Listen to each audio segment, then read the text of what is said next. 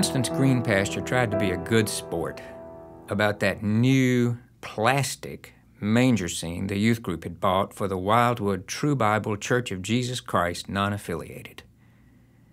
It had been such a shock to show up at church planning to set up her father's manger scene, those life-size figures he had made and painted out of 3/4-inch plywood just after he came back from World War II. And to discover the youth and their new little Pastor Billy Mitchell setting up that new plastic outdoor manger scene, she felt terrible, like she'd been kicked in the stomach, but she didn't show it. She and her husband Joshua just drove their father's manger scene back home and set it up in her own front yard. But every time she looked at it through that Christmas season, it made her sad. It was the saddest Christmas she ever remembered. She felt like she had let her father down, rest his soul. And every time she went to church, or even drove by the church, and saw those awful, tacky, plastic figures with the electric cords coming out of their heels, well, she just got more and more upset. It was even worse when she saw them at night, the lights inside each figure glowing so you could see the whole thing from a block away, Mary and Joseph looking like they were in Las Vegas instead of Bethlehem. She just hated it.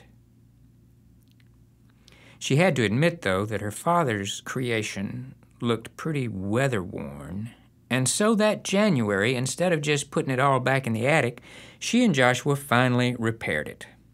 They put a new leg on the donkey that got its leg broken during a touch football game on the church grounds back in the 50s. They replaced the wood at the base of the wise men that had soaked up so much of that December rain and had warped and changed colors. And they repainted everything. They painted the eye back on Joseph that had faded away so that he'd looked for all these years like he was winking at the baby Jesus. They did it all as a labor of love and as therapy for their hurt feelings. And when it was done, it looked so good, Constance just knew she had to go and talk to Pastor Billy.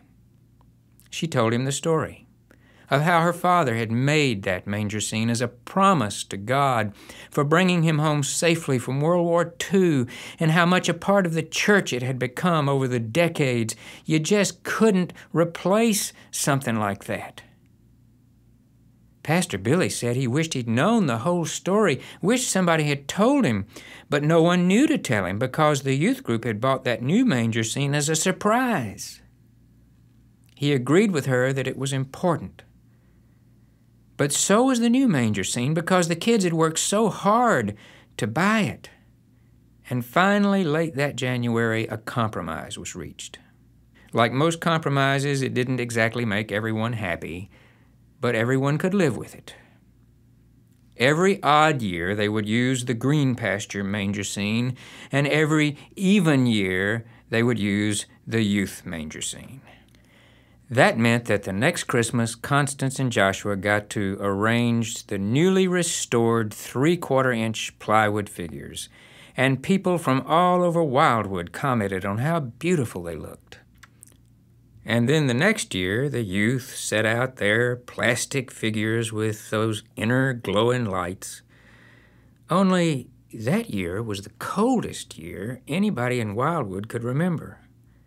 Everybody hoped for a white Christmas, but what they got instead was ice and frozen pipes.